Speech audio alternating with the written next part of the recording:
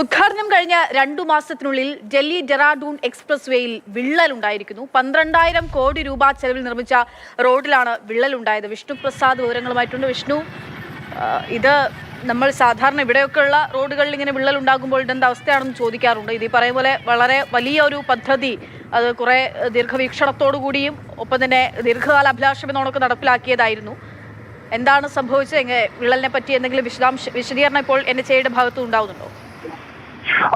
അക്ഷയ, സ്വാഭാവികമായും വലിയ പ്രതീക്ഷയോട് കൂടി തന്നെയാണ് ഈ എക്സ്പ്രസ് വേ നിർമ്മിച്ചിട്ടുള്ളത്. ഡൽഹിയെയും ഡെറാഡൂണിനെയും തമ്മിൽ ബന്ധിപ്പിക്കുന്ന എക്സ്പ്രസ് വേ യാത്രാ സമയത്തെ ഗണ്യമായി കുറയ്ക്കുന്ന ഒന്നായിരുന്നു.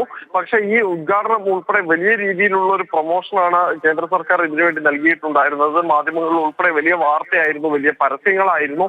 ഇപ്പോൾ ആ റോഡാണ് ഉദ്ഘാടനം നടന്ന 2 മാസത്തിനുള്ളിൽ പലയിടത്തായി പൊളിഞ്ഞു പോകുന്ന ഒരു അവസ്ഥയുണ്ടായത്. പലയിടത്തും റോഡിൽ വിള്ളൽ രൂപപ്പെടുക, അതോടൊപ്പം തന്നെ അതിന് മുകളിലുള്ള ടാറിങ് ഇളകിപ്പോരുന്ന സാഹചര്യം, വശത്തുണ്ടായിരുന്ന റിഫ്ലക്ടറുകൾ ഇളകി മാറിയ സാഹചര്യം, അങ്ങനെ നിരവധി ദൃശ്യങ്ങൾ സമൂഹ മാധ്യമങ്ങൾ ഉൾപ്പെടെ പ്രത്യക്ഷപ്പെടുകയും വലിയ വിമർശനങ്ങൾ നേരിടുകയും ചെയ്തിരുന്നു കേന്ദ്ര സർക്കാർ.